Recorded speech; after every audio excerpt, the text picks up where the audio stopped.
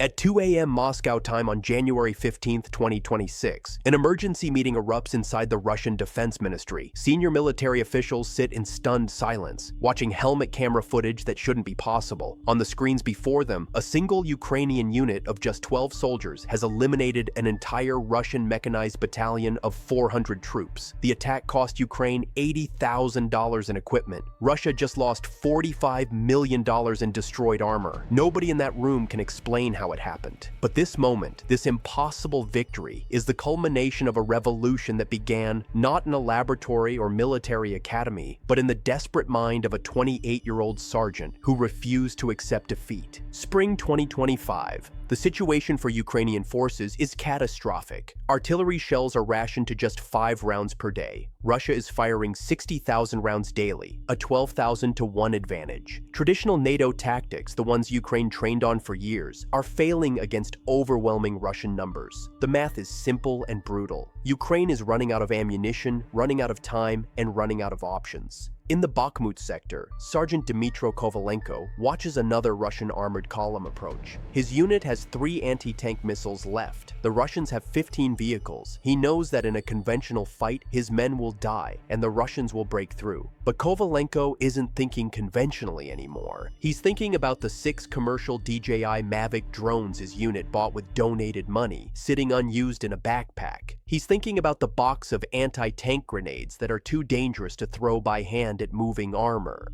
And he's thinking about a mesh networking app a Ukrainian hacker sent him on Telegram. What if, he wonders, we don't fight them the way they expect? May 2025, Bakhmut sector, the first test. Kovalenko's unit deploys 15 DJI Mavic drones simultaneously. Each drone carries a single anti-tank grenade, modified with 3D printed fins for stability. The drones don't operate independently. They operate as a coordinated swarm using mesh networking technology. No GPS required. No central control needed. Each drone communicates with the others, sharing target data and coordinating attacks in real time.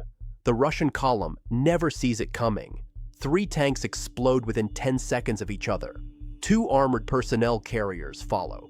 The command post, tucked safely behind the armor, erupts in flames as 4 drones strike it simultaneously from different angles. Total cost for Ukraine, $12,000 in equipment. Ukrainian casualties, 0. Russian casualties, 47 dead, $2.3 million in destroyed vehicles, and 1 very confused battalion commander trying to explain to his superiors how a handful of toy drones just destroyed his entire formation. But Moscow makes a fatal mistake. Russian intelligence dismisses the attack as a lucky strike, a one-time anomaly. They assume Ukraine lacks the technical sophistication for true coordinated drone warfare. Russian generals, raised on Soviet doctrine, still believe in traditional armor superiority. They have no established doctrine for defending against swarm tactics, no training protocols, no countermeasures. This arrogance, this fundamental misunderstanding of what's coming, will cost them hundreds of millions in destroyed equipment over the next 8 months. Because while Moscow sleeps, Ukraine is building an army of the future with hardware store parts and civilian determination. Kovalenko's success spreads like wildfire through encrypted Telegram channels. Within weeks, Ukrainian hackers are developing open-source swarm coordination software, improving it daily with input from frontline operators. In Lviv, Kyiv, and Odessa, civilians begin 3D printing drone parts in their basements, in their garages, in their kitchens. Grandmothers are assembling munition attachments while their grandchildren code targeting algorithms. Polish and Lithuanian volunteers smuggle commercial drones across borders by the hundreds. Tech companies in Estonia donate thermal cameras. A teenager in Kharkiv writes an AI targeting program in his bedroom that becomes standard across Ukrainian forces. This isn't a military-industrial complex. This is a nation weaponized by necessity. By August 2025, 50 Ukrainian units are deploying swarm tactics. The underground network has gone mainstream. The technology behind this revolution is deceptively simple, which is precisely why it works. Modified commercial drones costing between $800 and $1,500 each, available on Amazon and AliExpress. AI software allowing autonomous target selection and attack coordination, written by volunteers and shared freely online. Mesh networking that lets drones communicate without GPS or central control, making them immune to jamming. Thermal imaging cameras identifying Russian equipment by heat signatures, distinguishing between active tanks and decoys, and 3D printed munition attachments turning ordinary grenades into precision-guided weapons. The entire system can be assembled by a motivated teenager with a 3D printer and internet access. Russia is fighting million-dollar solutions with billion-dollar problems. Ukraine is solving billion-dollar problems with $1,000 creativity. August 2025, the Kursk Offensive. This is Ukraine's coming out party, the moment the world realizes something fundamental has changed in modern warfare. Ukraine launches a surprise cross-border attack into Russian territory itself. The opening move isn't artillery. It isn't tanks. It's 200 drones, launched simultaneously, eliminating 15 Russian border defense positions in just 45 minutes.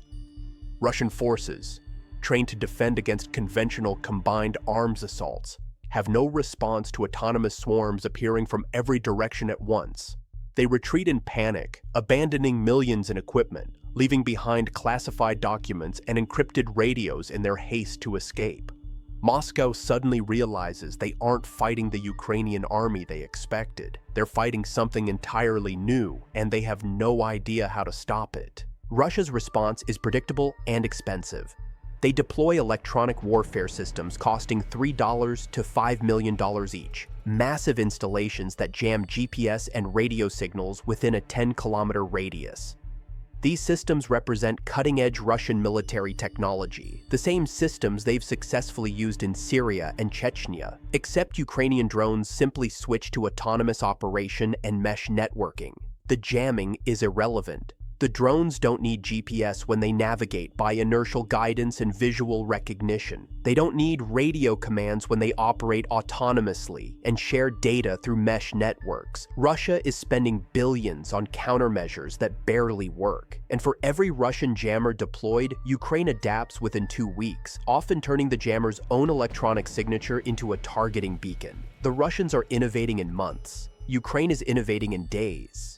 The economic warfare dimension is devastating for Russia. Each Ukrainian drone swarm attack costs between $15,000 and $50,000 in equipment. Average Russian losses per attack, $2 to $8 million in destroyed equipment, plus the irreplaceable cost of trained personnel and lost morale. Russia is burning through expensive precision weapons to shoot down $1,000 drones. A single Russian S-400 surface-to-air missile, costing $1.5 million, is being fired at an $800 consumer drone, carrying a $200 grenade. The math is catastrophic. Ukraine is trading dollars for Russian millions, and Russia's economy cannot sustain this exchange rate. Even with their oil revenues, even with Chinese support, Russia is hemorrhaging resources at a rate that would make any defense ministry accountant weep. They're fighting a rich man's war with a poor man's economy, and Ukraine has figured out how to exploit that contradiction perfectly. The training revolution is equally transformative. Traditional military training took 6 to 12 months to produce combat-effective soldiers. Ukrainian drone operators are trained in 2 to 3 weeks. Teenagers with video game experience become combat-effective immediately, their reflexes and spatial awareness already honed by thousands of hours of gaming. Former IT workers and software engineers are leading tactical operations, applying Silicon Valley methodologies to military problems. Ukraine is mobilizing a talent pool Russia cannot match with conscripts. Russian tank crews require months of training on complex mechanical systems. Ukrainian drone operators require weeks of training on intuitive software interfaces. Russia is fighting with the military of 1945. Ukraine is fighting with the military of 2045. The generation gap in warfare has never been more apparent or more decisive. By December 2025, panic sets in at the highest levels of Russian command. Military brass are demanding answers from defense contractors who have no answers to give. $200 billion invested in traditional armor over the past 2 decades is suddenly vulnerable to $800 drones operated by teenagers. Putin personally oversees an emergency military modernization committee, shuffling generals and firing defense ministers. Russian state media is banned from reporting drone attack effectiveness. The Kremlin terrified of the psychological impact on their population. Internal FSB reports show plummeting morale among tank crews, with desertion rates in armored units increasing by 400%. Nobody wants to be in a tank anymore. Everyone knows tanks are coffins now, expensive coffins that attract cheap drones like blood attracts sharks. The global military revolution is already underway. NATO generals are studying Ukrainian swarm tactics in classified briefings at the Pentagon, at SHAPE headquarters in Belgium, at military academies worldwide. The US Pentagon allocates $3 billion specifically for drone swarm research, fast-tracking programs that were scheduled for 2030. China accelerates autonomous weapons development programs, terrified of falling behind in this new paradigm. Israel begins integrating swarm doctrine into Iron Dome defense systems. Turkey, already a major drone manufacturer, pivots to swarm technology. Even Iran, traditionally focused on missiles and proxies, is developing similar systems. Ukraine, a nation fighting for survival with a GDP smaller than the state of Ohio, has transformed modern warfare in just 8 months of desperate innovation. Every military strategist on Earth is rewriting their doctrine, and they're all copying homework from a 28-year-old Ukrainian sergeant. By January 2026, the transformation is complete. Ukraine is operating over 500 drone swarm-capable units across every front line. Russian tank losses have increased 300% compared to 2024, with entire armored divisions effectively neutralized. The age of armor dominance, which began with the tank's introduction at the Battle of the Somme in 1916, has effectively ended after 109 years. A small nation with $800 commercial drones has defeated a nuclear superpower's $50 million main battle tanks. The lesson is carved in burning Russian steel across the Ukrainian steppe. Ingenuity and adaptation beats overwhelming force. Creativity defeats capital. And desperation, that most powerful of motivators, can make 12 soldiers more effective than 400. Nobody saw this coming. Not Pentagon analysts, not Russian generals, not military historians or defense contractors or strategic think tanks. They all missed it because they were looking for the next big weapon system, the next billion-dollar fighter jet or aircraft carrier. They missed it because they assumed modern warfare would continue to be decided by who had more tanks, more missiles, more traditional firepower. But Ukraine proved that modern warfare isn't about having more. It's about thinking differently. It's about adaptation speed over raw power. It's about the willingness to throw away every assumption when those assumptions lead to defeat. The Ukrainian movement that left Moscow speechless wasn't built in a factory or designed in a laboratory. It was born in the mind of a desperate sergeant who refused to watch his soldiers die in a fair fight. So he made the fight unfair, and in doing so, he changed warfare forever.